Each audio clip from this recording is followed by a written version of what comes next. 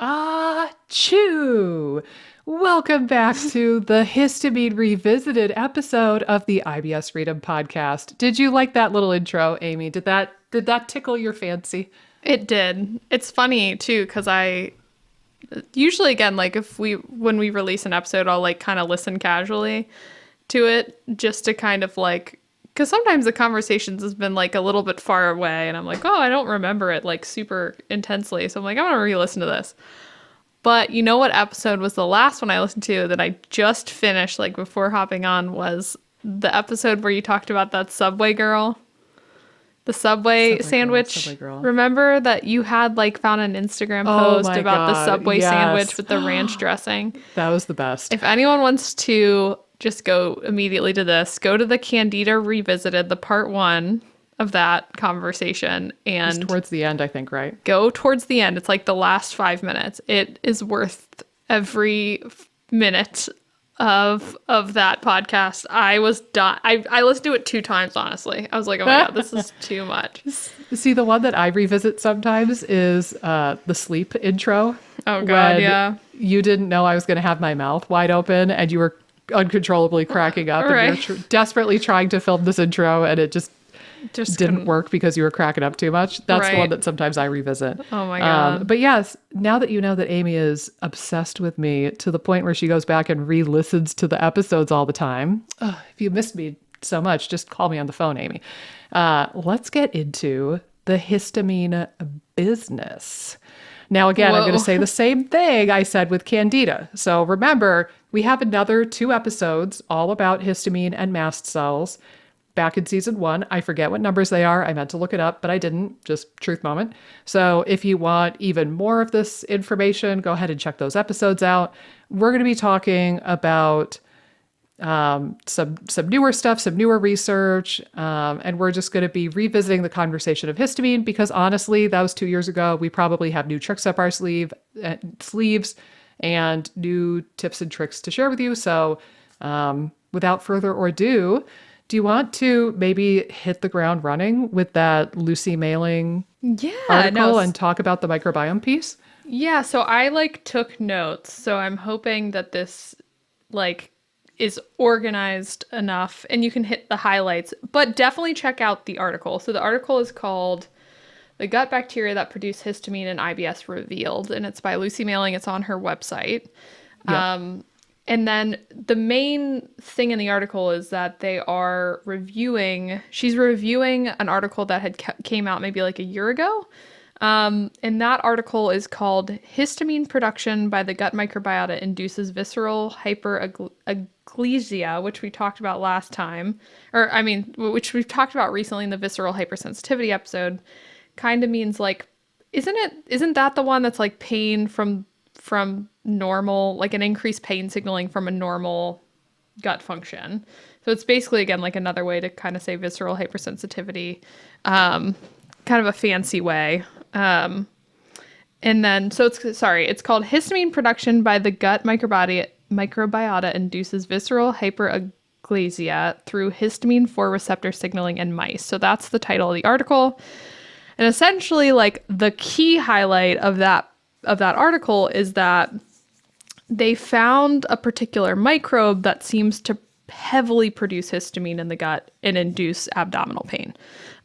So the microbe that's highlighted in the article is Klebsiella aerogenes. Is that how you think? Aerogenes. Aerogenes. Okay. Yeah. Aerogenes or Aerogenes. However, potato. But it's like this particular Klebsiella species that, again, seems to produce 100 times more histamine than any other microbe in the study. So basically, again, the study is trying to say that like majority of histamine problems that are coming from specifically the microbiome are from this particular microbe. There were a couple other microbes mentioned, like Lucy had mentioned Morganella, which wasn't really in the study. So there could be some microbes that weren't really studied that... I think she mentioned 2 Enterococcus she did. Bacteria too. 2 Enterococcus as well, which she differentiated the 2 because Enterococcus don't reveal high histamine levels in the urine, whereas the Klebsiella Aerogenes did. So that was the specification between those two that she made in the article. But those were the two ones that were in that particular study, the Klebsiella and the Enterococcus. There's two specific species that she references in the notes for the Enterococcus or the article. But another thing that was really interesting is that looking at other Klebsiella species, the Klebsiella Aerogenes produce 77 times more histamine compared to other Klebsiella. So like it almost seemed more specific to this particular strain of Klebsiella versus other strains. You mean species? Species. Yes. So like that particular species produced way more histamine than other species within that genus. And I think, just pausing briefly, both of the Enterococcus species that were mentioned, the Faecalis and Faecium, I think, both of those are theoretically measured on popular functional medicine stool tests like the GI map. Also, there is a section on that same page of the GI map that looks at Klebsiella pneumoniae and total Klebsiella species. So the temptation here might be to say, well, Klebsiella pneumoniae maybe doesn't make as much histamine, right? Because it seems like it's this Aerogenes species. So the temptation might be that if you see elevated Klebsiella species on something like a GI map and it's not Klebsiella pneumoniae, then there you go, maybe you've got it. But keep in mind, there's a lot of different species within each genus, so like Klebsiella. The other thing, and unfortunately I had to take this down off of YouTube, but I had posted a video prior to the company saying they were going to sue me. I had posted a video that documented patterns from 100 different GI maps that I have seen clinically. And there are many, many, many times where the species versus the genus just doesn't line up in that specific test. So saying, for example, that you have an overgrowth of Klebsiella pneumoniae, but there's 0 Klebsiella detected, right? Like that kind of stuff happens all the dang time with that test. Right. So just keep that in mind. It's tempting to take this information and run to the GI map or your stool test of choice and try to figure this out. But just keep in mind that some tests are better than others and some tests are worse than others. And we might not be able to deduce this as accurately as we think, particularly with that specific test. So just keep that in mind. Again, Right. Sorry, had to pull the video, but continue. Yeah, and she talks a little bit too about how low FODMAP was helpful in lowering histamine in the urine. Again, like theoretically, if you're starving microbes by going low FODMAP, it would make sense that histamine would decrease. Yeah. So again, like she did say that. Again, I don't think that that would be my first go-to, but it was still interesting. It could still be a tool if used appropriately. It wouldn't be my first tool, but that is something she did mention in the article. And let's see. So she mentioned too that the Klebsiella, the specific Klebsiella, was very susceptible to changes in pH. Which again, like pH is going to determine what microbes grow and what microbes don't. And that seems to be particularly the case to this microbe. And it seems like the pH of 7 is when it kind of really blooms. So if it got too basic, meaning the pH went up to around 8, it didn't grow. And then if pH goes below 7, it wouldn't grow. And typically, again, you want your colon to be acidic. So again, working on lowering the acidity of the colon could potentially help reduce these Klebsiella microbes and lower histamine. But you know what doesn't make sense to me? And I really hope that somebody picks this up and does more research on it. I think that the stereotypical model of low FODMAP being, oh, you're no longer feeding the bacteria, and if the bacteria aren't being fed, they're not going to make whatever they make. And in this case, if you have a bacteria that produces histamine, and you could stop feeding it, presumably by removing FODMAPs. I don't know if we've ever documented that Klebsiella species consume FODMAP. Right. Anyway, but theoretically, you take away their food and then they stop making the histamine, right? But here's the weird thing is that FODMAP type prebiotics are one of the best ways to acidify the colon. Right. So I'm not understanding this, especially inulin, which is a giant FODMAP, not like the molecule. I'm just saying it's really FODMAPy. Inulin is one of the best tools to acidify the colon and inhibit proteobacteria species like freaking Klebsiella. So it doesn't make sense, the FODMAP thing. I really hope somebody studies this more. Yeah, I 100% agree. It was like the one thing about the article, because again, she talks about different strategies to re-acidify the gut, and like prebiotics were not mentioned. And I'm just like, oh my gosh, like that is like the way that you would acidify the colon. I think maybe one hypothesis to throw out there too would be maybe if FODMAP, low FODMAP is potentially just like in the short term reducing some inflammation or something. Maybe that could potentially lower some histamine too from like a systemic standpoint, like lowering some histamine production as a total. Like again, if it's kind of lowering some inflammation in there, it could be lowering just like the total histamine outside of just the FODMAP side of the equation. I don't know, like the actual fiber side. If it's kind of just lowering some systemic inflammation, and if it's lowering inflammation in the gut, it might lower a little bit of systemic inflammation and kind of lower histamine being released in the urine. I don't know. That's a theory.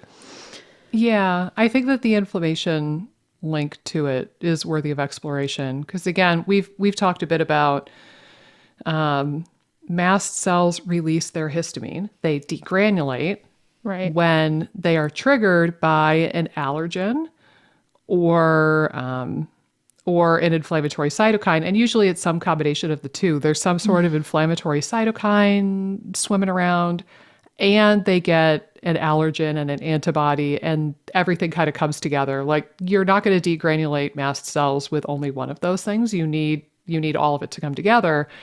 So it would make sense if, say somebody has SIBO and they have genuine bona fide overgrowth of bacteria, increased quantity of bacteria in the small bowel because their motility sucks. Say you put that person on low FODMAP and genuinely they get less bacterial fermentation, less inflammatory kind of consequences of that, less distension and irritation and visceral hypersensitivity. If you take down the tissue irritation for a short period of time and provide some relief while you're also working on the motility and the root causes and whatnot, I could see it working by way of just decreasing tissue irritation and decreasing inflammation. And then that calms down the mast cells in the gut. And then that works. Almost like because again, if you have like the hyperalgesia. Okay, hear me mispronouncing everything in this episode. But if you have, again, like a higher degree of pain signaling to the brain with normal like levels of bloating potentially, or like food moving through your gut is driving more pain. Like if even just reducing the bloating and distension could decrease some of those pain signaling. Like again, like I think that could be a reason, like we're saying just in general, why there could be a decrease in histamine even outside of the fermentation of the microbes. Because I think you're right. Like there isn't really proof per se that, or at least that I know of, that low FODMAP is specifically lowering that microbe, and that is for sure what's driving down the histamine. Yeah, and again, driving up the histamine in the urine, or driving down the histamine in the urine from being too high. Yeah, and again, we do have evidence, a fair amount of evidence, that FODMAP type prebiotics can acidify the terrain and inhibit proteobacteria species. So again, I don't know if I believe that that these proteobacteria like Klebsiella, I don't know if I believe the theory that they consume FODMAPs. Right. That seems counter to everything that we know about it so far. And I think again, like a lot of, there is some evidence too that again, like proteobacteria prefer like sugar and fat and like, again, like some of, again, the fiber rich stuff, because again, they don't acidify the colon. Like some of these things, again, are not going to acidify your gut. Because again, they kind of like to be in a more neutral pH state versus having some acidity in the gut. Yeah. So, yeah. I think it's interesting. And definitely, I would say the takeaway here is that I think it's reasonable to try to target Klebsiella empirically. Because again, even the fancy schmanciest, sexiest stool tests might not tell you what you're hoping they will. And the results might not be something you can put a great deal of faith in. I have not looked for Klebsiella aerogenes on like an ombre test, like a 16S test, but I'm going to start looking out of curiosity from now on. I look at Klebsiella as a total usually, but I haven't looked for the specific species. So it is kind of interesting in that regard as well. But I think that we could always try to take a stab at something that Klebsiella doesn't like, and we could go that direction. And again, like FODMAPs tend to acidify the colon or acidify the small bowel, and that tends to be a very good thing for inhibiting these guys.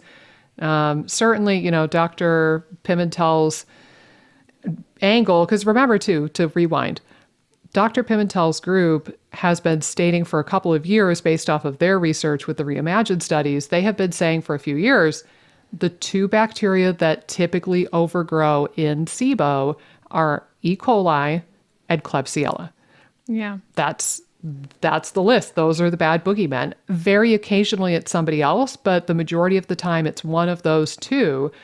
And, this tracks well with what we've heard people say. They develop SIBO and then they develop histamine squirreliness not that long after they develop SIBO, or they might notice that when their gut gets worse, their histamine stuff gets worse and vice versa. So I definitely think that this can be tied, and it can be part of a general dysbiosis picture, or it could be part of a SIBO type picture. And maybe you have that overgrowth in the small bowel, and no amount of stool testing is going to tip you off to that. Right? Like we cannot diagnose SIBO. We cannot deduce anything about the small bowel based off of stool testing. End of story, period. So, maybe the answer is to not try to rely on the stool testing here at all. And if you have histamine issues and you're pretty sure that they're tied to your gut, maybe the direction you need to go is trying to target Klebsiella and see if that can help reduce your symptoms.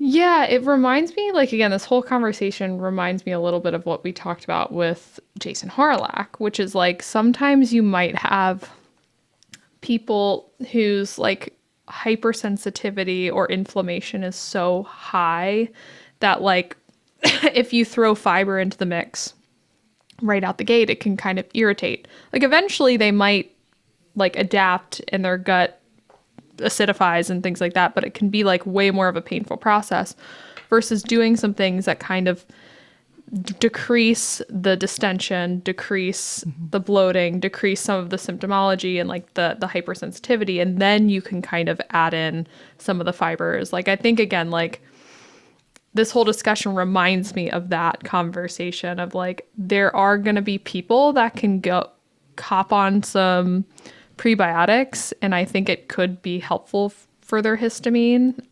I've certainly seen prebiotics be helpful for histamine. Yeah, I have too. But again, like I think that there's some people where again, like maybe if it drives some increases in bloating when they're already like at their tipping point, those are the people that might want to work on lowering maybe the visceral hypersensitivity first, and maybe do like a couple other strategies to try to lower the histamine prior to adding in some of the prebiotics. I mean, so like taking butyrate or taking some of these other supplements like lactobacilli that could acidify the gut. So like you could do other things in a different order depending on where someone is at. But yeah, it reminds me of that conversation we had with him. Because again, like there's so much like nuance with all this stuff. Like, and this is why we can't really give protocols too. Right. It's exactly I think on some level, we probably drive people crazy because I'm sure, like we've talked about this, we get a lot of messages on Instagram and occasionally other platforms where people, to be honest, just want free medical advice. Yeah. Like, here's a brief synopsis of my story. What should I do? What should I take? Right. And I get the desire for that, but also, A, I don't know enough about your history. Even that paragraph you just sent me doesn't really tell me much. Right. But B, we don't have protocols. That's the thing. We're like anti-protocol in a way. We have some rough framework of the things we think of with histamine, or a rough framework of the things we think about with methane or hydrogen sulfide or candida. But it's not a set in stone thing. It's not like you see sometimes where, you go to a functional provider and they're like, okay, here's your 3-month program all mapped out. We're going to work on your liver for 69 days. And Right. we're going to work on leaky gut for 32 and a half days, not 33, Right. 32 and a half. And you're going to take exactly this dose for exactly this long. And then we're going to retest on this Tuesday. And it's like, it's a facade. It's all a farce. It's just giving the illusion of predictability when we can't predict anything. Yeah, I think again, like how I like to look at it is there's a general process that is more effective. So like there's an order of operations that typically makes sense. But within the order of operations, like there's different nuance with each person. So again, like if someone is struggling to get enough calories in, like that's a fundamental piece of the pie for my clients. Some people might be able to get enough calories in without any digestive support. And then other people, like they really can't get enough calories in. Like it just affects their symptoms so much if they don't have enzymes or HCl or like some things on board. And again, like similar to this, like some people might be able to, from a microbiome standpoint, start with prebiotics, and other people maybe probiotics make sense. Like again, there's nuance within like the process, but I think there's generally, like you said, a framework or a process that you can move through of like, you want this probably figured out before you move on to this. Like I think there's a general process, but within that, there's like, 10 different ways that you can slice it depending on the symptom presentation of the person and like what's going on. So and what their priorities are Right. too. Like somebody might come in, we could have 2 different patients come in Right. with the exact same symptoms, but one of them really wants to prioritize, the diarrhea and getting rid of the diarrhea. And the other person really wants to prioritize the bloating, and they're like, I can kind of deal with the diarrhea, but the bloating drives me crazy. Right. So there's that sort of stuff. Also, there are some people who are really sensitive to supplements and herbs, and we're going to go about that differently too. If your body is super sensitive and you can't ingest a lot of herbal medicines, that ties a hand behind our back. And now we need to do other strategies based off of that quirk of your physiology. Right. But anyway, I don't want to take us too far on this tangent, but this is all just to say, I guess we don't have a histamine protocol necessarily. And we're pretty intentionally not telling you exactly how to treat this type of dysbiosis because I don't know if anybody really knows that definitively. You have to do a bit of trial and error to figure it out. And again, some people might start with the prebiotics. I remember I had one lady very much, I think we joked that she was a bucket of histamine, just a bucket or a ball of histamine. And she, I remember saying too, that she was a, hyperallergic person. And she was like, oh yeah, that you just described me my whole life. Right. And we talked quite a bit about histamine, and stress was a big factor for her, and working on that and getting her on some herbs for the stress response really, really helped. But I still remember it was like an overnight success story. We got her on a GOS supplement, a galactomune type thing. And it's, again, GOS is a type of FODMAP. One dose overnight, so many of her symptoms were profoundly better. Yeah. Profoundly better. But again, some people, they try, a FODMAP-y supplement like GOS, and they feel terrible and they have to go really slow. So it just depends on the person. I definitely think feeding the good guys and acidifying the terrain and supporting short-chain fatty acid production with food and prebiotics is huge.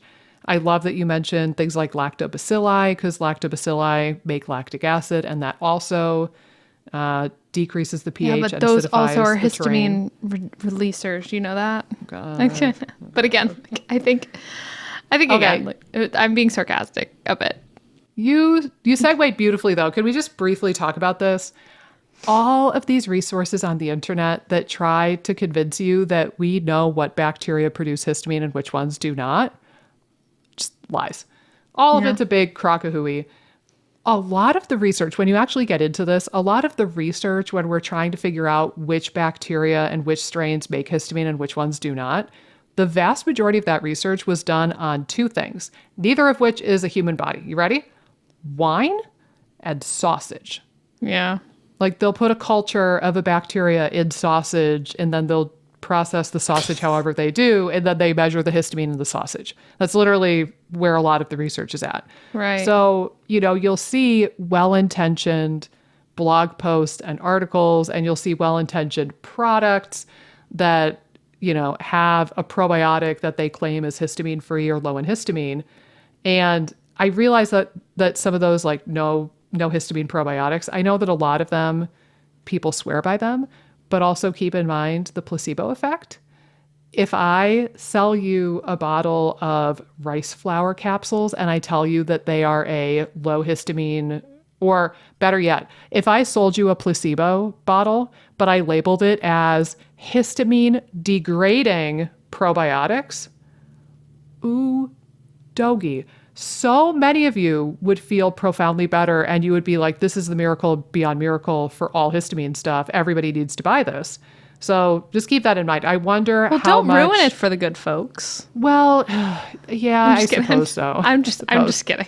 I mean, you can buy it. I don't think that there's much harm in that. I hesitate with the marketing. No, the shticks of like, our probiotic is the only choice for histamine people. I'm like, I don't know if that's true. I think, again, like any probiotic that's marketing itself as like the end all be all of probiotics for any reason is probably not accurate. Like, there's going to be different strains that are going to work for different people depending on what the microbiome's, what their microbiome is, like what maybe their genetics are, like what your needs are. Again, like everyone's going to have a little bit of a different effect based on like different strains. And again, that's like fine. I don't think there's anything wrong with that. But yeah, I think, I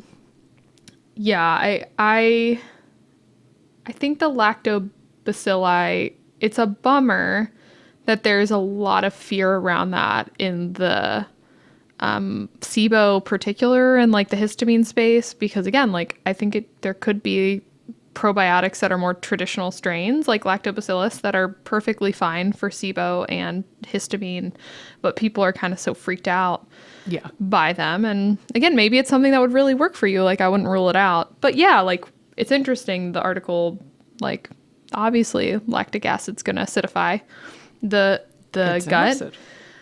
And butyrate is AKA butyric acid. Right. So likewise, if you could feed the butyrate producers or feed the short chain fatty acid producers, those short chain fatty acids are going to acidify the colon. Right. And honestly, you get so many other benefits. You get the benefits of the short chain fatty acids. You get not only inhibition of bad bacteria in an acidic environment, but also you get inhibition of candida. Right. And that's kind of nice. We're just coming off of 2 candida episodes. I hope that people agree that that would be a nice thing. Yeah. So, there's a lot of benefit, and no known harm to keeping the pH of the small bowel and the colon acidic. Right. Again, they're going to be slightly different because they're two different terrains, but Right. both of them should be somewhat acidic. Right. So, yeah, that's where I would focus a lot of this conversation. Now, would you mind if I take us away from the gut just momentarily? Yeah, for sure. Okay. Because I wanted to mention this. I mentioned this before we hopped on the call. There's a whole world of histamine that is coming from your gut, and that would be coming from the critters in the gut. So like this Klebsiella, not pneumonia, what's Aerogenes, this Klebsiella species. Or there's also the histamine coming in through your food. So if you were to have a big old plate of beef jerky, for example, or a big old plate of canned sardines, I don't know, live your life, man. If that's what you want to do, you do it. But if you eat something with a lot of histamine, then that also is going to get absorbed through your gut and contribute to the total histamine load that you have. There's also this whole other world of histamine that your body is producing. Right. And particularly the biggest source of that is going to be from your mast cells and your immune system producing histamine. And again, we've talked about this before, but I do want to tie this in that now that we're getting into allergy season and the pollen is flying all over the place and people are sniffling and taking Allegra, hashtag not sponsored, etc. I have seen several people actually quite a lot of people with histamine issues. And if they've dealt with histamine stuff for a while and they've kind of gone through it with some seasonality, a lot of people will notice that whenever their allergen comes out to bloom, all their other histamine stuff gets worse. So for example, one of my former patients is now a good friend of mine and she lives locally, and she was texting me and saying that the pollen is flying here in North Carolina and it's so bad. She said, I can't eat any histamine food right now because any little tiny bit will just overflow the bucket and she gets a lot of bad symptoms. But in a different season, like away from the spring allergens, if she was to eat something with more histamine in the winter or the fall or something, she's actually gotten to a point where she can eat some histamine again. Another trigger that she has mentioned that I want to mention is stress. If she's super, super stressed, remember stress chemistry like cortisol tells the mast cells to degranulate pretty potently, I will add. So if you're super stressed out, or if you're not getting enough sleep, or there's some sort of like stressor on the body, that is going to degranulate your mast cells. And then you're going to notice that your tolerance for stuff goes down too. So it wouldn't surprise me if there is some tie-in with like low FODMAP and histamine and IBS type symptoms and SIBO symptoms. By this mechanism and other mechanisms we could talk about later, it makes sense that when you're super stressed out, you won't be able to tolerate a lot of histamine foods or FODMAP foods, probably. Yeah. If that's a weak link in your chain, if that's something that you struggle with normally, it's going to be that much worse when you're super stressed. But I wanted to make mention because of the time of year that when you're around things that you're allergic to, that's going to make any sort of gut histamine or other histamine symptoms that much worse. And, there's the side of just being mindful of being outside in the pollen a lot and maybe using a saline nasal spray and having some filters in your house so that you're filtering the air and not getting a lot of pollen in the air. Like there's that sort of allergen avoidance strategy you could take. You could take things like quercetin. You could take supplements to try to mitigate any sort of allergenic response and kind of extinguish the fire. But I wanted to mention and this one breaks my heart, but I'm going to say it anyway. If you're knowingly exposing yourself to an allergen, I don't know, look at that critically and see if you could get rid of the allergen. So pollen's a little hard because it's everywhere, but I'm talking about people who know for a fact that they are highly allergic to cats and they live in a house with 3 cats. I've seen this before, and I'm thinking of one guy in particular, and to be honest, we didn't make a tremendous amount of progress with his case. And part of me wonders if it's because he's constantly bombarding his body with this inflammatory allergenic insult. But, stuff like that. If you're allergic to dogs, please don't have a dog. It's a bummer. And I hate saying that because I love pets, but just don't be a nincompoop. Don't knowingly expose yourself that you're allergic to. Similarly, if you have like a food allergy to gluten, obviously this probably wouldn't happen much, but if you have a food allergy to gluten, please don't just eat gluten all the time. If you have an allergy, probably you would have anaphylaxis and keel over, and there's a likelihood that you would not do that chronically. But you get the idea, right? Like if there is an allergen, this is the doom and gloom part of the right, podcast. I know. If there's an allergen exposure that you have control over, like pets, please try to get that under wraps, because you're going to find it really hard to control histamine mediated symptoms if you're constantly spewing out histamine because you're living with cats or dogs or something that you're allergic to. So that's the bummer part of the post, I suppose. And then, like I said, if it's pollen season, you could do the nasal sprays, you could try to filter your air, you could do the kind of allergen avoided stuff for dust and pollen like you normally would. Dust your house, vacuum your house, etc. Yeah. No, it's such a good point. And I like too that you talked about just the different buckets of histamine. Because again, like there's different ways that you could approach the bucket. Because some people, again, try to go like low histamine dietarily.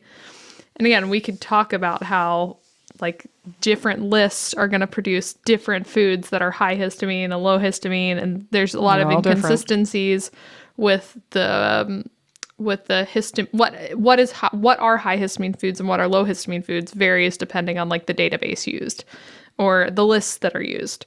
And I know you've mentioned that. I think you said Chris Masterjohn has like a post or something or a resource on that. He's got a couple of good Chris Masterjohn light videos talking about histamine and the research on this, and it's very all over the place. Yeah. And again, like that's such an interesting thing. And I think, again, like some people might benefit by removing their histamine triggers a lot. And other people, it's like very minimal, but kind of like a lot of energy and resources wasted, like not wasted, but like used to get like 5 or 10% relief, when other potential strategies like maybe quercetin or more of like a mast cell, just reducing kind of inflammation, like which would reduce the endogenous histamine response potentially versus the exogenous, so like the stuff coming into your body. It's something just to think about, because I think some people respond a little bit better to different strategies there. Like some people get a ton of relief just like cutting out the big histamine rich foods, like fermented foods and like aged meat or something like that. Like again, like some of the biggies. But then again, like some people don't have more, I think, effect of just kind of lowering overall inflammation and like maybe doing some stuff that helps stabilize their mast cells, working on stress management. Like some people, again, like might benefit a lot more if they do stuff that's going to kind of like help with the endogenous production. And I think that's probably more of the issue for most people than the exogenous stuff. And like you said, again, maybe at different points in time, you're going to be more tolerant to exogenous histamine rich food coming in if you're someone that's a little more susceptible to histamine issues. But I think generally, again, like working on the endogenous stuff is going to be like the most helpful from what I've seen. But again, like I think sometimes people go so hard down the like food rabbit hole that they fail to maybe do some things that would lower the endogenous histamine. Or again, like even going down the food rabbit hole, if that's increasing stress because there's nothing to eat because you're like avoiding anything with any histamine, which is impossible, by the way, I feel like. Yeah. But like if the diet part is stressful, like that could be in like the overall benefit might be none or even like worsening of histamine production, because you might be eliminating a little bit from your diet, but if the stress is increasing the endogenous production, then again, that's not good. So yeah, again, like I think the dietary side of things is a little like murky, and I think if you know, you're probably best to kind of like try to figure out your triggers and avoid those for a bit. And again, like hope that maybe again, tolerance grows over time as maybe the endogenous triggers decrease. But yeah, I don't. Well, it's going back to that bucket analogy, right? That if your bucket, if your histamine bucket is always 99.99999% full of histamine, that it takes very, very little to overflow that bucket and bleh, into histamine awfulness, right? Right. You eat one strawberry and just you're goner. But if you can lower the histamine in your bucket by working on sleep and stress and your immune system and your microbiome Right. diversity and acidifying the colon and like all of that stuff, reducing allergen exposure. If you can lower your histamine bucket so that it's 50% full, then you probably could get to a point where you can eat a lot of histamine foods. But maybe if you had a giant plate of Slim Jims, Right. maybe that would be too much, even Right. for somebody who's managing it well. Right. Or like 5-day-old leftover tuna salad or something like that just might not be a thing that you can do ever if you're Right. really histaminic, and that's okay, but at least you can eat most everything else. But I'm so glad you brought up the food fear and like just the misery of not having anything to eat because you're avoiding all the things. And keep in mind that we started this episode and started this conversation talking about dysbiosis and overgrowth of a bad guy and a decreased Right. growth of good guys, and that causing a lot of problems. And remember that dietary diversity and dietary fiber intake are the two biggest things you need to focus on for the dysbiosis thing. So again, if you go on low histamine and you go guns ablazing and you cut out every single histamine food on planet Earth and you do that for a prolonged period of time,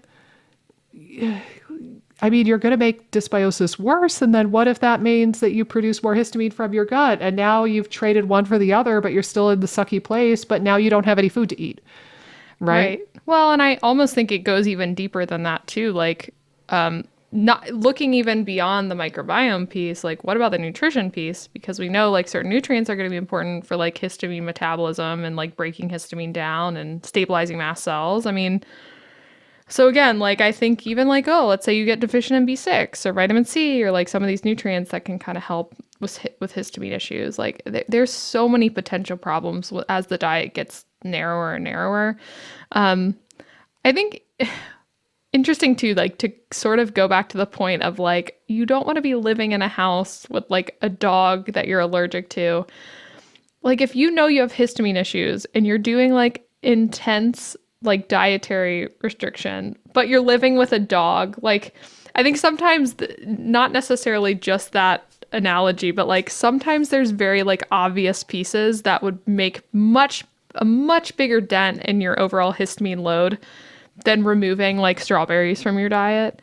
So again, like It might be harder, yeah, yeah, right? It's easier Right. to cut out strawberries than it would be to rehome a pet, Oh God, yeah, right? Like, and another one too. I remember a guy I was working with.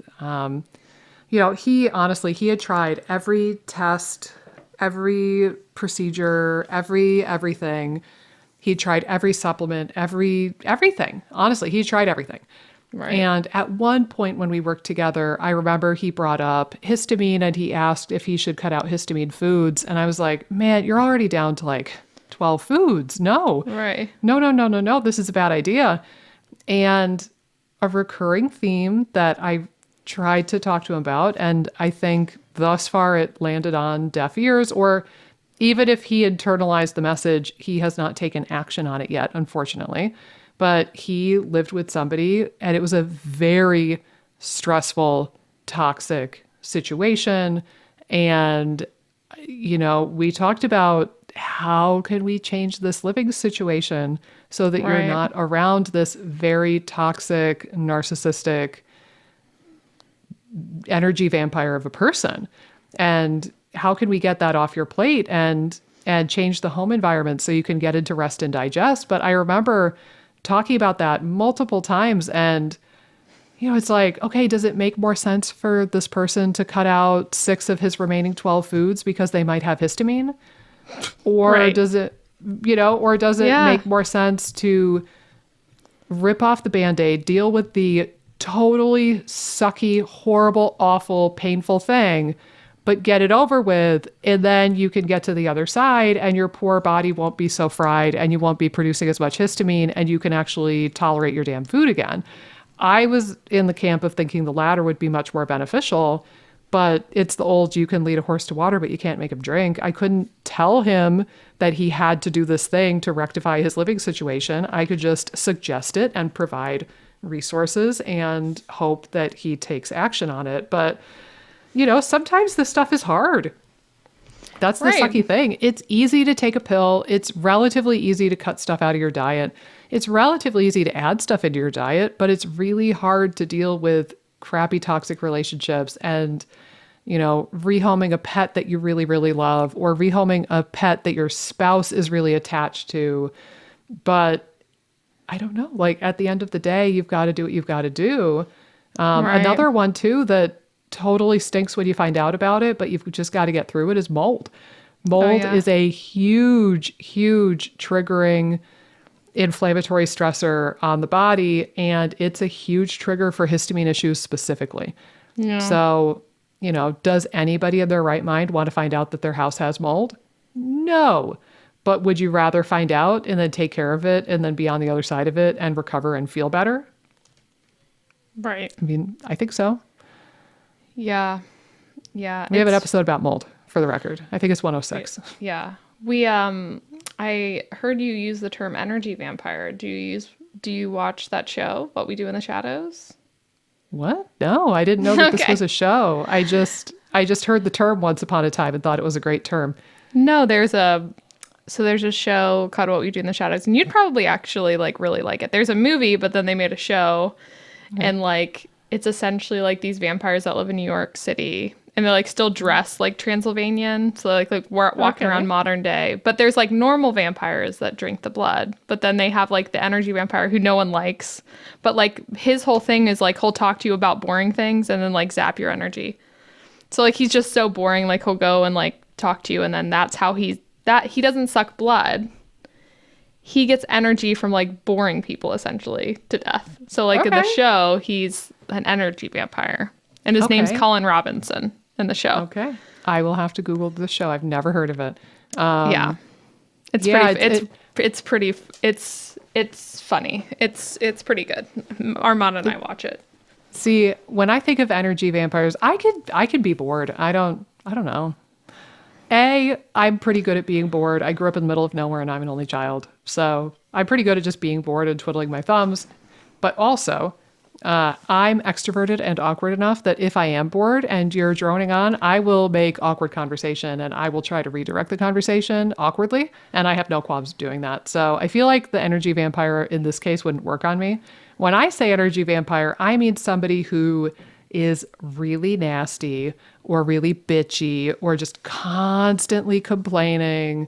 Nothing's good Right. enough. And like high maintenance, just the person who's just not very likable. And you have to put Yeah. up with all their BS and it They just suck the drains air out of you. the room. Yeah, that's more of what I was imagining, but Yeah. I could see that show being amusing, so I'm going to look it up. I'll try to find some funny clips. Yeah. But anyhow, back to the histamine conversation. Case in point, there's a lot of stuff that fills up the histamine bucket. And again, like the food one is relatively easy to modify, so it's a tempting target for people. But it doesn't always make sense to go on in that direction when you have other things that you could be working through. I'll make mention too. Funny enough, this happened with the woman I was just referring to. I've also noticed a problem. The autoimmune paleo diet or autoimmune protocol AIP diet tends to be a fairly high histamine diet for most people. Yes, you cut out tomatoes and peppers, but a lot of people end up doing a lot of meat And they have to batch cook a lot because it's a very Right. restricted diet. So you end up eating leftovers, usually quite a lot when you're doing AIP. There's lemon juice and vinegar and fermented foods and yogurt and such. But more often than not, the people I've seen who are doing AIP, it tends to be a pretty high histamine burn diet. So it's like any other restricted diet. It might help for a short period of time. And you could use it as a temporary elimination diet and then maybe start introducing foods and figure out what your triggers are. But it's not supposed to be a long-term diet. It's not that tomatoes are evil or nightshades are evil or eggs are evil. You just use it as a template and then you introduce foods. But yeah, that's worth mentioning. Similarly, actually, I will propose this. We've harped so much, and we will continue to harp, that the way that low FODMAP is designed to be used and the way it's taught is that you do the elimination phase, the strict phase, for 2 to 6 weeks, and then you reassess with whoever you're working with. You reassess and you basically look at, hey, does this person feel better? Right. If the answer is yes, then you proceed to introduce things gradually and look for individual triggers. If the person does not feel better after eliminating high FODMAP foods for that period of time, the recommendation from Monash is to abandon that diet and just, there's no point continuing and there's no point introducing things systematically and slowly if they didn't feel any better in the first place. So similarly, I will propose something similar for the low histamine diet. If you're going to do it at all, and again, the lists all conflict with each other. I have some lists on my website, and you can put your email in, and I'll send them to you. I think it's just infinityholistichealth.com/histamine, but I'm not 100% positive of that. But you could use those lists. You could do an elimination, but try to only do the elimination part of it for a few weeks, and then evaluate: do I feel better? Yes or no. If you don't feel better, just go ahead and eat those foods again and broaden your diet out so you're not risking the nutritional deficiencies and you're not miserable. Right. If after maybe 2 to 4 weeks on low histamine, if you realize, wow, I feel a lot better, then you could try dipping your toe in the water and try to reintroduce particular foods. But again, it's not meant to be a forever thing that you just swear off all dietary histamine for the rest of your days. You need to play with it. And even after that initial phase, I think you need to play with it and test stuff out every so often because your body might change. 3 years from now, you might be able to tolerate a lot more stuff than you do right now. So you need to constantly challenge things and just test the waters. So. Right. Right. I think it's such a good point. I have a couple other things. When I was doing a little bit of research before this podcast, which this makes total sense, but I think again, like when we think of some of the cases, it's kind of a different idea just in general of what we're talking about. But like when you think of post-infectious IBS, I think a lot of times we think of like antivinculin, like that kind of stuff, like where, oh, it's like damaging the nerves and like causing inflammation in the nerves. But I also think that there's a decent amount of evidence to support like the immune side of that as well. There tends to be some evidence that there's more mast cells, and then like again, the mast cells are going to be more activated post a gut infection of some sort. So again, like, I wonder sometimes people that have had food poisoning, maybe they don't have the antivinculin scenario. That doesn't mean they couldn't have like some immune system issues post infection that might need to be worked on, like histamine issues or mast cell issues. So yeah, again, like I just wanted to throw that out there because, sometimes I'll work with people and they're like, well, I did the IBS Smart, and there could be other nerve proteins or something or other things we don't understand that could be at play with that too. But I also think again, like there could be some immune dysfunction in general post infection, not necessarily Well, and I guess the immune function is attacking the vinculin too. But there could be other ways that the immune system gets a little bit funky post-infection. And one of those things could be by kind of increasing mast cells, and again, like destabilizing them in certain ways. But yeah, I wanted to throw that out there too, because I think some people that have had issues post-infection might benefit again from trying to stabilize mast cells a little bit or trying to work on inflammation control. But yeah. Yeah, I think that's a really good point. And it's funny because I was just talking with somebody about this morning, how there are a finite number of auto antibodies that we can measure, Right. and we can measure with commercial testing, right? So there's 8 gajillion proteins and tissue targets in the body, and your immune system could chase after any of them if it felt like it.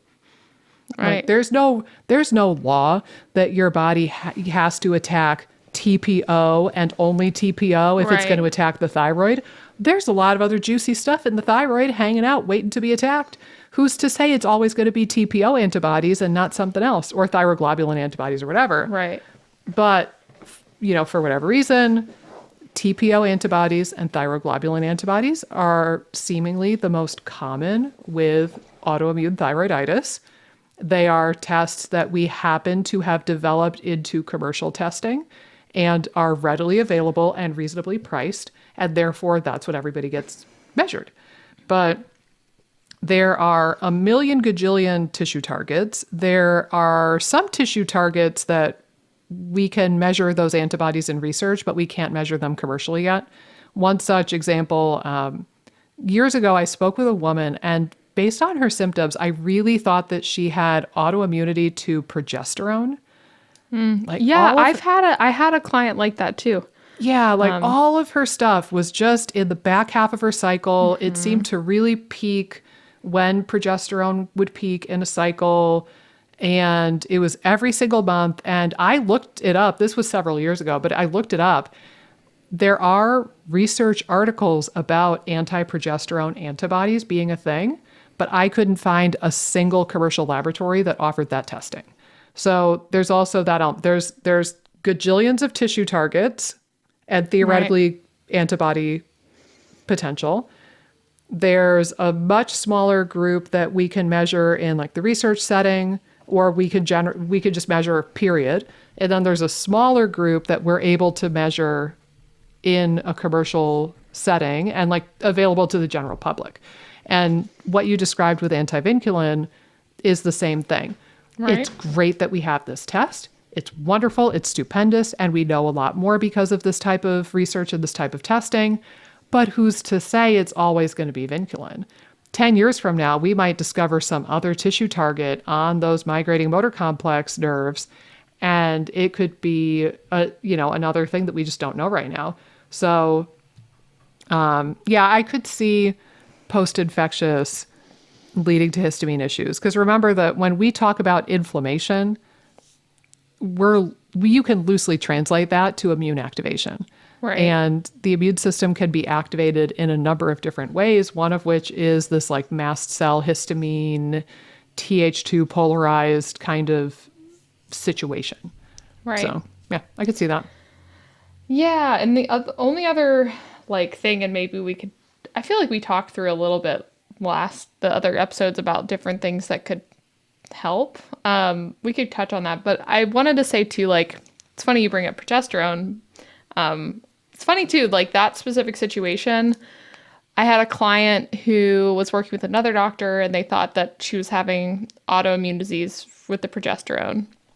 There's actually a researcher here in Cincinnati that studies it. So it was very funny. I think like she got connected with that guy who's like a researcher. So he was kind of like telling her some information, but like is not an MD. It's more of a PhD. So it's just kind of interesting. But speaking of cycles, like people can notice different histamine loads at different points in their cycle because estrogen tends to drive histamine production. So like if you're already teetering on the edge, or like you already have a high amount of histamine in your bucket, sometimes if you hit like ovulation and that estrogen's kind of peaking, it can lead to more symptoms for some people. So again, like that's something to consider too. Sometimes if I have some clients who it's like they get really intense symptoms at different points in their cycle, or they have estrogen dominance, sometimes working on balancing out the hormones if that's an issue, or again, like some people it's just adds to their load and you might just need to lower the load elsewhere. But again, like if you have estrogen dominance, that could be something to pay attention to and could help histamine symptoms as well. Yeah. Yeah, I'm glad you brought that up because estrogen, generally speaking, promotes mast cell degranulation, and progesterone generally seems to stabilize mast cells. So maybe the moral of the story here too is the more progesterone, the better. Right. In the case of now keep in mind, you don't want to have progesterone around all the time, right, because you would only ever produce it in the back half of your cycle anyway. So, the week you have your period or the week between your period and ovulation, you wouldn't take progesterone then. But right, if you started taking some progesterone or progesterone supportive supplements in the second half of your cycle, then that could be helpful. Testosterone seems to not have a tremendous effect on mast cells one way or another, which makes you wonder, there does seem to be more of a predilection for women to get histamine issues. I've definitely seen men with these issues, so don't get me wrong there, but it does seem to be more common with women, similar to autoimmunity, which is far more common in women than it is with men. So right. Same thing with like IBS in general. I feel like it's more common. It's just, I think like, gosh, our like hormones in general are just so much more complicated. And like if things go awry, then it just adds some gnarliness to the situation. But yeah, I think again, like it is interesting because I do feel like we work way more with women, and I'd assume like sometimes women want to work more with women in general. But yeah, like again, I probably work 75 to 80% with women. Yeah. And 20-25% with men. That's funny. People on the internet sometimes just get their knickers in a twist for no reason, and they feel the need to share on the internet. On my most recent YouTube video, I've fallen behind on my moderating of comments on my YouTube channel. I noticed that somebody commented kind of meh, that kind of a tone of, well, I see that on your website and on your LinkedIn profile. Side note, I haven't logged into LinkedIn since God knows. I forgot that LinkedIn exists. So I didn't know. If you people are finding me on LinkedIn, I have no idea what you're looking at because I don't update that very much. Oh but my anyhow, God. But the person said that my website and my LinkedIn profile says that I work with women with IBS, and I guess you just don't care about helping men then. It's like, oh my God. It took every ounce of self-control to not respond to that comment because I work with men. That's the thing. Like, if you're curious if it's okay to work, just ask. Right. You can always put in the info and request to work with me. And if I really don't want to work with men, I would just say no. Right. I guess. So you could always ask to work with me. I never said explicitly that I do not work with men. I know that autoimmunity and IBS and these issues are much more common with women, and it just makes more sense to gear my website and my material to speak more directly to women. But yeah, I just, that was an example of a human on the internet where I was like, you do you, man. If you felt the need to comment on a stranger's YouTube channel and get all up in a snit over your creeping on my stuff, I don't know what to tell you. I'm sorry that you feel that way, but also, you big dumb dummy, if you want to work with me, just ask. Right. And I probably would work with you, even if you are a dude. Like, that doesn't matter. I just know that these things are more common in women. Anyhow, tangent though that may be, I had a couple of random miscellaneous things to share. May I? Yeah. And that it may or may not spark conversation.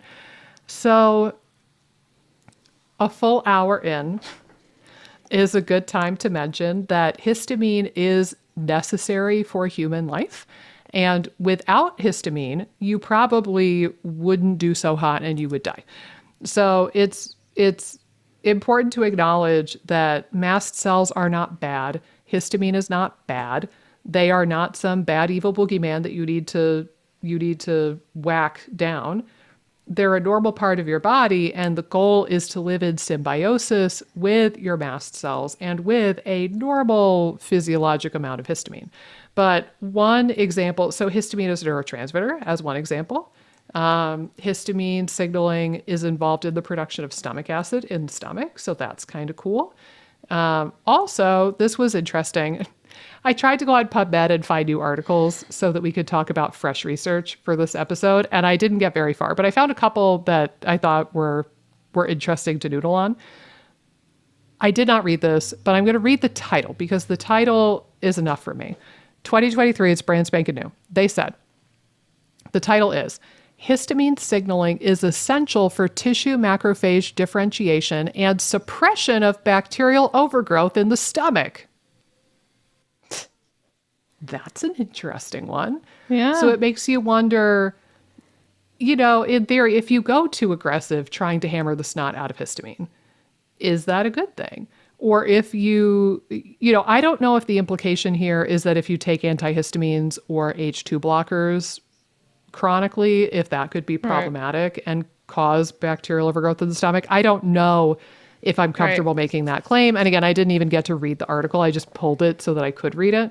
But it starts to make you noodle on, again, histamine is a necessary component of your body.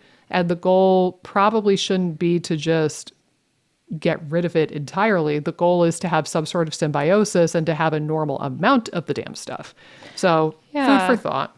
It's like more of like maybe a regulation issue. Like if it's too high or too low and your body's like, overburdened, then it's problematic. It reminds me of the sulfur conversation, honestly, too. Mm-hmm. Like hydrogen sulfide actually has a lot of great research on it as being kind of anti-inflammatory in certain amounts. Yeah, it's neuroprotective. So it's like, okay, you have a situation like that. I think histamine's similar. Like if you have too little histamine, that's problematic. If you have too much, that's problematic. You need just the right Goldilocks amount. It's Goldilocks. Well, the same thing too with inflammation. People talk about inflammation like it's bad, and I understand why, because it can make you pretty miserable.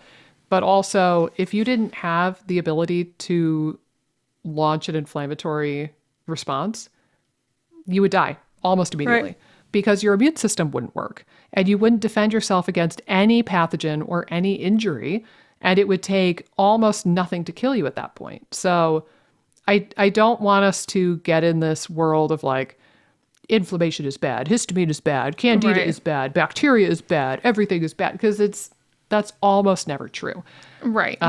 With perhaps the exception, if you have an overt infection, like something that your doctor could diagnose. You go to your PCP and even they could diagnose it, or you go to the ER and even they could diagnose it. If you have a Campylobacter infection or a tapeworm or something like that, or sepsis, those things you could make the argument that those are genuinely bad things, but I don't know. Th17 cells, they're inflammatory and they're associated with autoimmunity and cancer, but also you need them to take care of infections and such, and you'd probably die without them. So yeah, just keep in mind it's a necessary part of the human body. I found a website. I didn't get to look at it a ton, but it looked promising from first glance. It's Mast Cell 360. I had never heard of her. Somebody actually just shared this with me recently. She has a Facebook page. I didn't see if she has Instagram or not, but Beth O'Hara, Functional Naturopathy. It's mastcell360.com. It looks decent from what I could tell. So that might be a resource. It looks like she does a fair amount of low histamine recipes too, which is kind of nice. So if you need new recipes and you want to mix it up a little bit, she's got some courses that you could take. It looks like one of them is about mold. So I'm glad that she's tying in the mold conversation with the histamine conversation. I didn't fully vet her website, but it looks decent at first glance. So that's another resource. The healinghistamine.com, that woman, her stuff is still great. Yasmina. And then one other one I wanted to share, and this will be amusing if this patient is listening to this episode. A patient recently told me that the best supplement he's ever found for allergies is a quail egg extract supplement. Have you heard of this? No. Okay. See, and your response was similar to what I was doing internally. So he tells me this at the tail end of one of our appointments. And internally, admittedly, a teeny bit of me is like, oh, okay. Right. And I just I didn't think too much of it, to be really honest with you. I tucked that away in the back of my brain. And then I was talking with another patient who is all sorts of allergic to everything. Oh my God. And very histaminic. And I don't know how, but it popped into my brain and I mentioned it. Oh, because we were talking about glutathione and trying to get eggs back in her diet. And then I launched into, well, if you don't tolerate chicken eggs, we could experiment with other kinds of eggs. And I mentioned, some people go to the farmer's market and get duck eggs, and that's fine. And some, you could go to the Asian supermarket and get quail eggs. And then saying that, I remembered this and I was like, oh yeah, randomly, one of my patients told me that a quail egg supplement was great for allergies. So maybe we should have you eat quail eggs. And I Googled it. There is bona fide legitimate research on this. Oh my God. I had no idea. This is new news to me as of like a week ago. Quail egg extract. And one of the products was from Integrative Therapeutics. Hold on.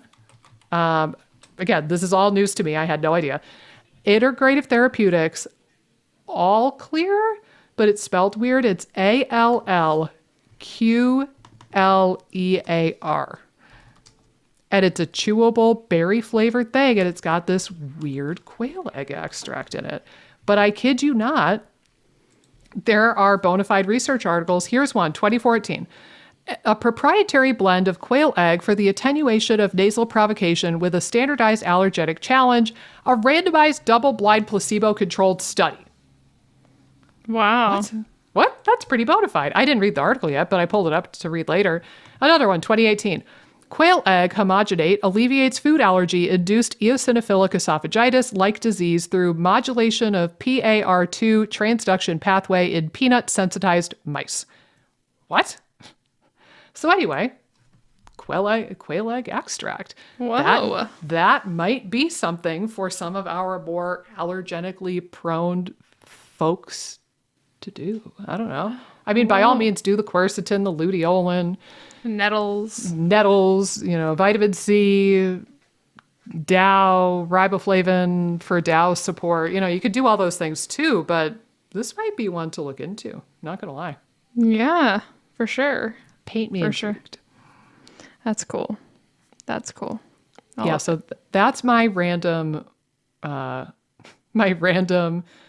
mishmash of stuff at the end of the episode. Do you have anything that you would like to throw out there? Well, two things. One is helpful for histamine, one's not. The first thing, the helpful for this conversation, I think it might be something that we discussed last histamine round, but you talked about like a nettles infusion. I would say like a lot of my histamine clients really like that. And it's simple and it's easy to do. Pretty cheap.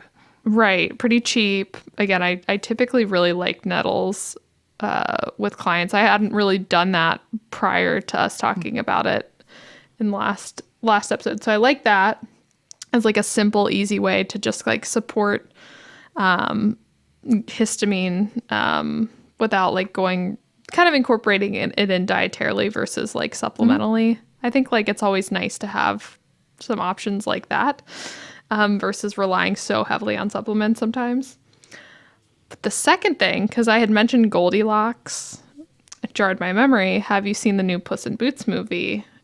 I have not. It is excellent. We watched it this weekend and I was like not really that excited for it, but it was so cute. It was like very much like adult style humor. And I feel like Jess is old enough to like understand it. Like, whereas I feel like my nieces were like, yeah, we liked it, but it's like they're 4 and 6. And like, I think some of it was a little like whoosh, versus maybe like 8 to 12-year-olds might get a little bit more of the humor, but it was so cute. I will have to check it out. I wrote down the name of that TV show about vampires, and I wrote down Puss in Boots. Yeah, you got some new movie. things So to my watch. notes from today's episode are very odd. It's all right. Which I appreciate. Yes. Anything else about mast cells or histamine that we would like to share? No? I can't think of anything. If I may, if you think that Righty can hang in there for a couple more minutes. Righty's hanging in. She did not. Yeah, she's good. I had to check. I had to manually check. Manual check. Season 2 was weird and I love it. So I had reached out to 2 of my particularly histaminic, actually I reached out to a few more people, but they didn't get back to me. 2 of my most histaminic and lovely patients gave some feedback, some tips for the good people at home. On the one hand, this could have been good at the beginning of the episode, but to be honest, one of these 2 people was a little bit long-winded. So I thought I would save this for the end. And that way, if you're done, you can just log off. But I reached out to these people and I asked, we're doing this episode on histamine, and what sort of tips and tricks would you tell the people at home? So here's the first one I'll read to you. She said, I think my first tip is that finding an app is very helpful until you learn your high histamine foods. I've gotten to the point where I have most of them memorized and I know what often triggers me. But until you get to that point, I recommend using an app. I use the one called Intolerances. Second tip is probably to keep in mind the interplay between environment and diet for histamine intolerance levels on any given day.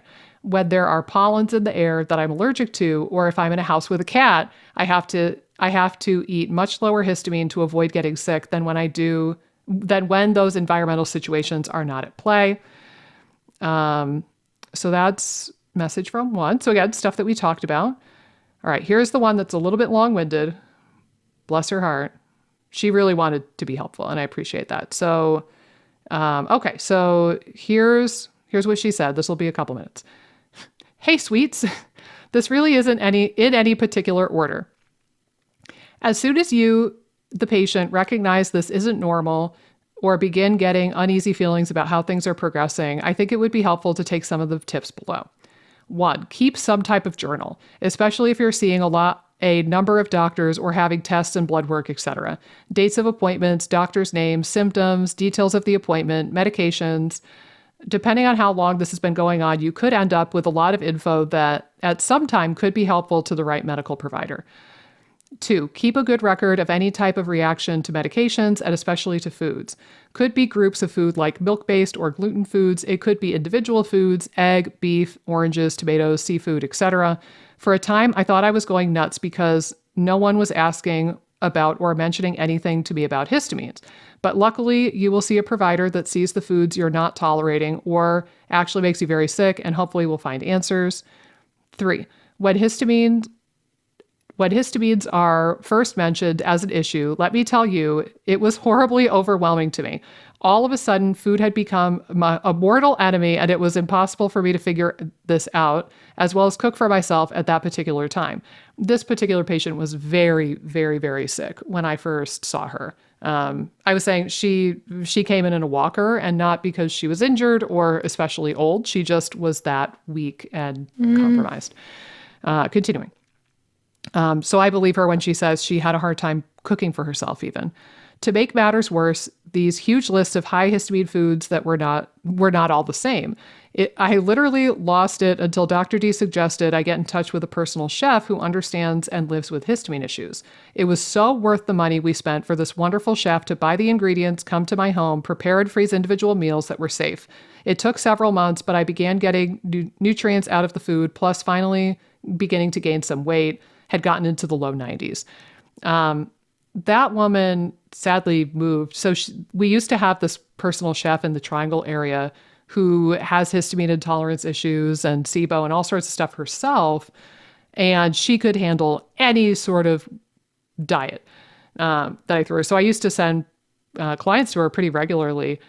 She since moved away, but this patient now is doing a lot better, so she doesn't really need the service anymore anyway. But that's a consideration you could look into in your area. Certainly, if there's a personal chef that is more, if you see that they could do gluten-free or vegan or paleo or something like that on their website, then there's more of a likelihood that they could accommodate your needs.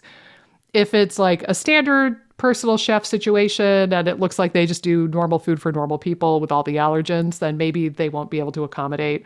But that was really helpful for her. All right, moving on.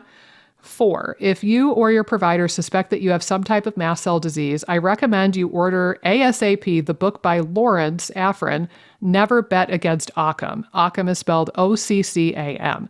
I promise that this book is money well spent. It's worth reading because it can tie together many varied illnesses or unexplained medical issues for years, sometimes decades. Most physicians are looking at their part of you, GIs, neurologists, allergists, cardiologists, etc. This book on mast cell disease helped put this medical mystery together and my journey to recovery. We're almost done. We're winding down, I think. 5, you can't do this alone. You need your family's support. I'm going to skim this one because I think that got the point across. 6, when you do have appointments, go in with a list of questions ready to ask. It's really important for me to have it in writing, especially when I was having brain fog. 7, try to stay off the merry-go-round of specialists. I was personally having symptoms and reactions that affected almost every opening or organ of my body, so the physicians sent me to an entire myriad of specialists, none of which helped move anything forward. And then last, I think, I told you it was long. This needs to be said and believed. This is not your fault. I came away from a number of appointments feeling like the provider was mad at me because I wasn't getting better. Somewhere along the way, it may be suggested or a referral given that you see a counselor because if they couldn't fix you, it must be psychological. 9, it will be very, very healthy if you try to have some part of your life that is completely separate from the sick you. Please find an emotional outlet for yourself, even if you're too ill to get dressed or get out of the house. I really got so tied up in my illness and lack of improvement that I felt like I was drowning. So please find that outlet because there are going to be times that you become very angry. You are beyond frustration. There are too many tears, or worst of all, you want to give up. That's when you need something to get outside of your head and outside of yourself. Huge 500 or 1,000 piece puzzles were my salvation because I could not dwell on all the symptoms when I was concentrating on the puzzle pieces. Maybe your outlet is old movies, or you get lost in reading. Go outside, walk in the woods. I promise whatever you do will help you feel a bit better. It will help your loved ones feel better too. And hopefully it will help you keep believing that whatever you are going through now is not forever. As Dr. D told me many years ago, this isn't where you will end up, and it gets better than this. So that was our submission from Lori, and she made a lot of good points, I think some of which we've covered in this episode already, but I especially like the tail end of that where she says, have something for you. And I like how she phrased it, have something that is separate from the sick you. And just do something that brings some joy into your life or helps you kind of mentally check out so that you're not ruminating and thinking about it and dwelling about it 24/7, 365. So I really like that she threw that in there at the end. Yeah, I like that too. Thank you, Lori. All right. Yeah. Thanks guys for the submissions. But I think that is about a wrap. Thank you all if you're still tuning in after all of that info at the tail end there, but hopefully that helps somebody. I'm sure it will. We will see you right back here for another rip-roaring episode of the IBS Freedom Podcast. Now go forth and go find that something that you could do to infuse joy into your life. I thought you were going to tell me go deflate, empty the boob. Let some air out of that tire. Some air out of that. Perhaps. Well, now that's what people are going to think of as we close this episode. So we're just going to roll with it at this point. But yes, if your name is Amy Hollenkamp, then go let some air out of the tire. And if you're anybody else, go chew on what can be your go-to thing to help you unplug and unwind and take care of your mental health in and amongst all the nuttiness. All right. Toodaloo.